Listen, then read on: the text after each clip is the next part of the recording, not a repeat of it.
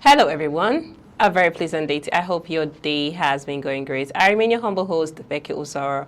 It's that time of the show, Citizens Dialogue on First Next News Protocol, where we discuss trending and interesting political topics. Joining me on set to have this conversation today is King Sojalo. Sit back, relax, and enjoy all we have for you on this beautiful segment. It's a pleasure having you on set, King. Thanks so much, Becky. It's a blessed and a wonderful week. Of course. You look amazing. Thank you very much. Okay, so let's head straight to the story for today. After much anticipation regarding the crisis in the People's Democratic Party, PDP, the convention was held in Oyo State, Ibadan, over the weekend. And then the new elected chairman of the People's Democratic Party, PDP, Kabiru Tanimu Turaki San, was elected as the chairman of the People's Democratic Party. So let's just give a little brief of who Tanimu is. Turaki made his first entry into the public service during a tenure of former President Goodluck Ebele Jonathan. He was appointed as the Minister of Special Duties and Intergovernmental Affairs and later the Supervising Minister of Labor and Productivity from 2014 to 2015. Turaki is a member of the People's Democratic Party and has been a party structure in national politics. He has also previously served as chairman, PDP Former Ministers Forum, and was a frontline presidential aspirant in the 2019 PDP primaries.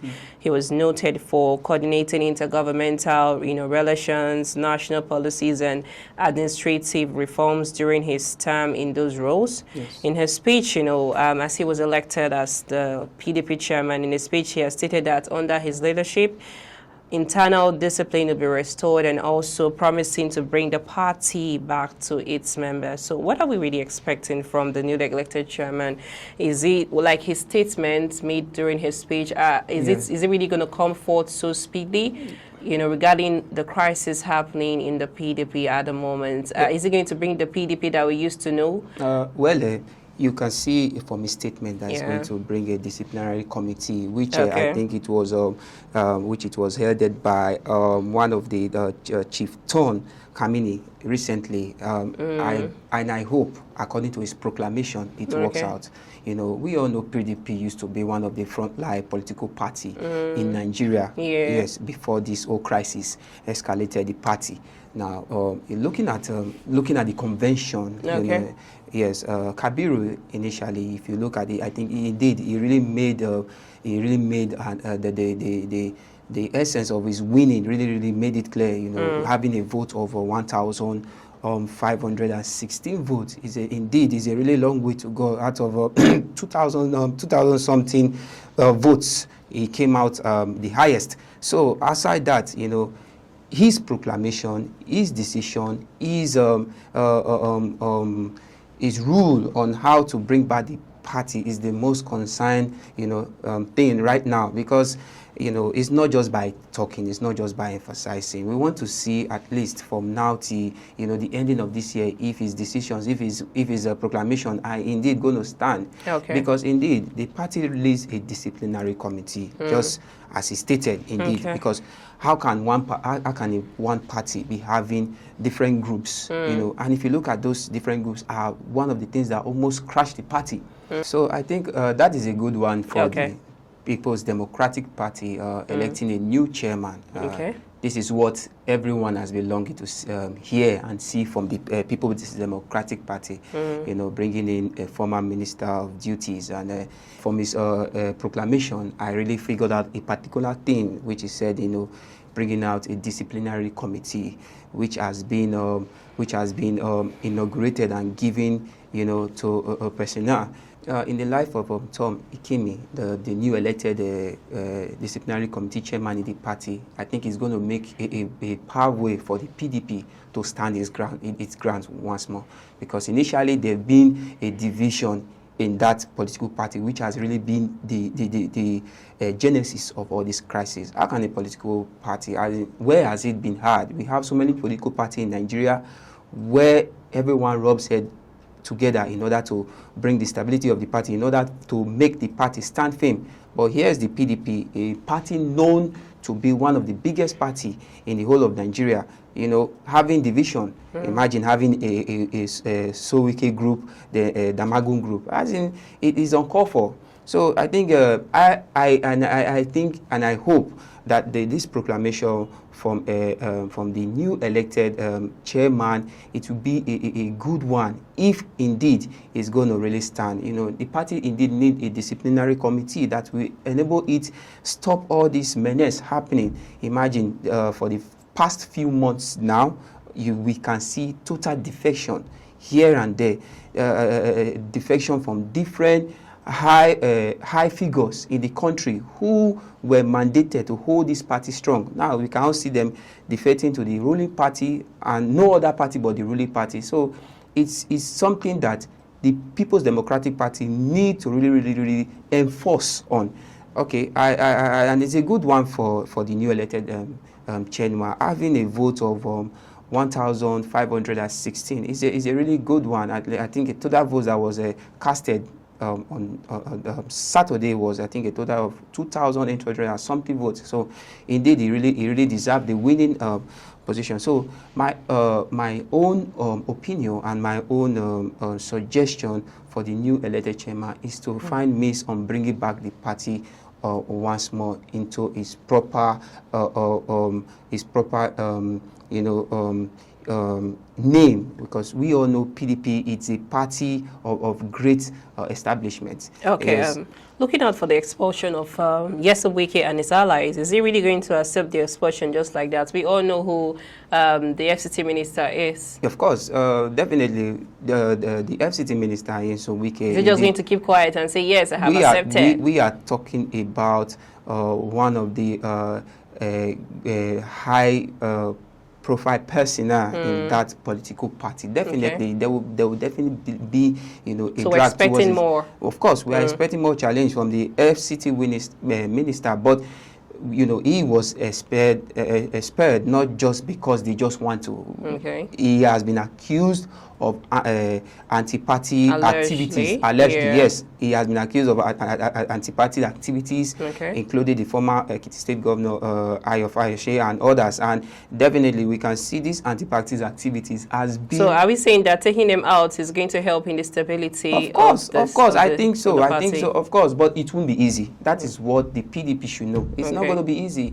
because it's one of the biggest high-profile personnel in that party. So definitely, it's not going to be easy. But I think, you know, I know for sure if it will be possible, definitely PDP will stand its ground once more, because these are, you know, this is someone, you know, okay, in your own political party, in the PDP, you have those who are running for presidency. Then why going to support or stand for the opposition party is uncalled for. It's not done anywhere.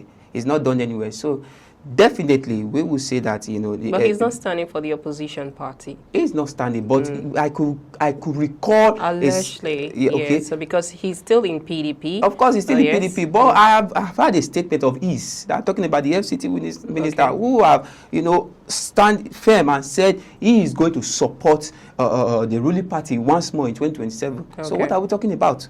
Definitely, this is an act of anti-party, which is not good for a political party like the PDP. Definitely, we could see that those are the actions that are really causing that is almost making the party to crash.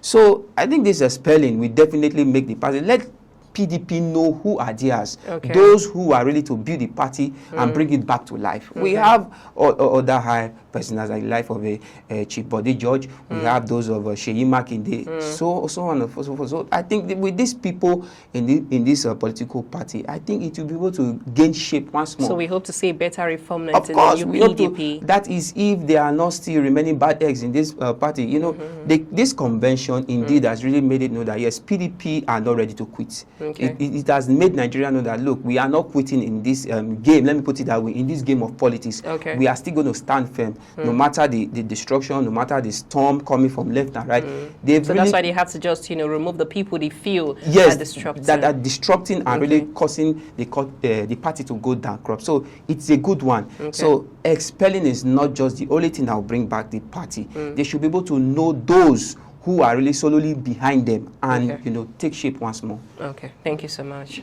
It's still the show, Citizens Dialogue on First Next News with our code. I hope you're enjoying the program so far. I remain your humble host, Becky Usaro. Let's go for a short break. Please stay with us.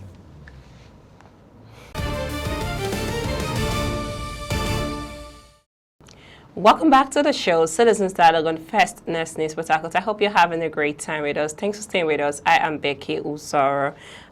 Charlotte, the Christian genocide, still on the Christian genocide, Yes. stories is reflecting back to back, like a, rising story every week. I feel because we're still waiting to see a positive result from presidents, due to the Christian genocide. I think he has not really, come out to say anything. He has not made it, maybe a public speech or anything to say, okay, look, or did he?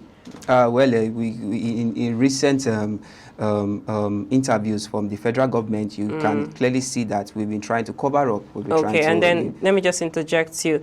The U.S. Congressman Riley Moore, is a United States of American Congress, has slammed President Bola Tinubu and members of his cabinet of denying claims of Christian genocide in Nigeria. He made this statement in a media interview that which led to the designation of Nigeria as a country of particular concern due to the threat of military invasion and then termination of aid to country by the U.S. President Donald Trump. Of course, we all know what led to these stories of back and forth of the Christian genocide.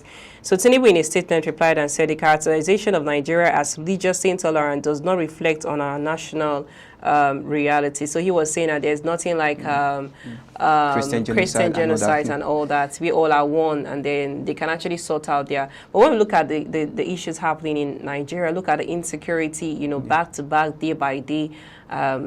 And then the reverend that, made Donald Trump to even pick up this case of the Christian, I think he's still hinting every day by day. And he's still bringing in pictures, saying that there's Christian, video clips and all that, that there's Christian genocide. There's nothing that the government can deny about it.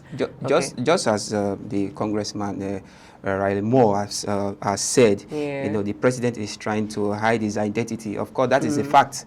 That is the fact, So I feel if President Tinubu will just, focus on this insecurity matter and exactly, I'm going somewhere. You understand? Now, the president has also been backed up by some stakeholders in the country. You understand? So it is a clear fact that look, this is a connived collaboration, not just from the federal, the president, as in the federal government at large of Nigeria. We've had stakeholders from what you mean collide? Like what exactly are you trying to say? This the denials has come from the Senate, it has come from the CGN, it has come from the House of Reps. That CGN is it Khan? No, of course, Khan also made this denial of a thing that look, these news are false. Now, when I said it is a collaboration, these are people who are in top position in the country. So definitely, they are all saying one thing, which we know for the fact that is not true. Now, fine, the USA, the United States president might have used the word Christian genocide, referring the killings to only Christian, but we all know that the killings is affecting every other bodies. Yes, both Islamic, both those who are not even, those who have faith. The insecurity is general. Exactly. Now, now Becky, let's be frank here.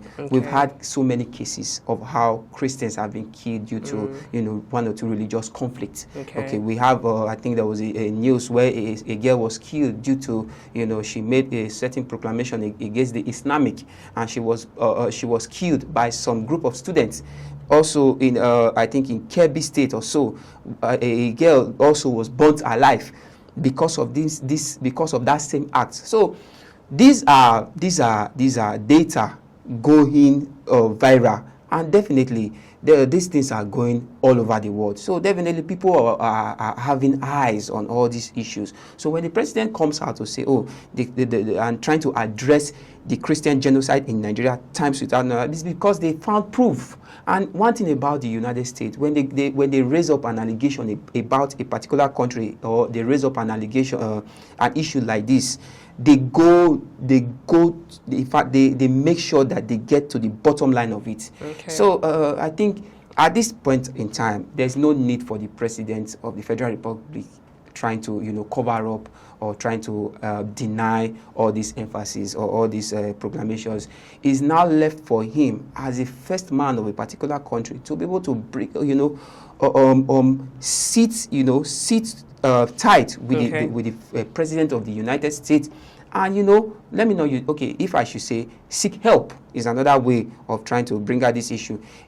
You know, try and rub mind with him, know how it, if he is not guilty of what they are accusing him of, he should be able to rub mind with the United States government and find a way to sort out these killings, these menace, these banditries affecting and killing individuals and citizens of the country. If he really cares for the people, then there should be, you know, ways in which you can, you know, join minds with the president and tackle this issue rather than try to cover up. And every other high figures in the country, I don't think there is need of denial. Look, it's clear already. It has been open and it has been widespread. So I don't think individuals, organizations and others should start coming out to deny. This is a time whereby we should seek on how we can stop this menace in the country, you understand, and removing our name from that CPC list. It's a call for like a country like Nigeria, who is one of the top ranking in terms of security forces in Africa, is, you know, giving this kind of proclamation. So I don't think there's any need for the president trying to cover up, you know, all these things. It's time to come out, you know, rub minds, bring the issue out, and let the whole menace be sorted out in the country without, you know, more disaster. That's it. Thank you so much, Ala. It's a pleasure having you on set. Thank you very much, Becky. Thanks, everyone. That's our show for today, Citizens Dialogue on First Next News Port Harcourt. I remain your humble host, Becky Osoro. Many thanks for watching. Bye for now.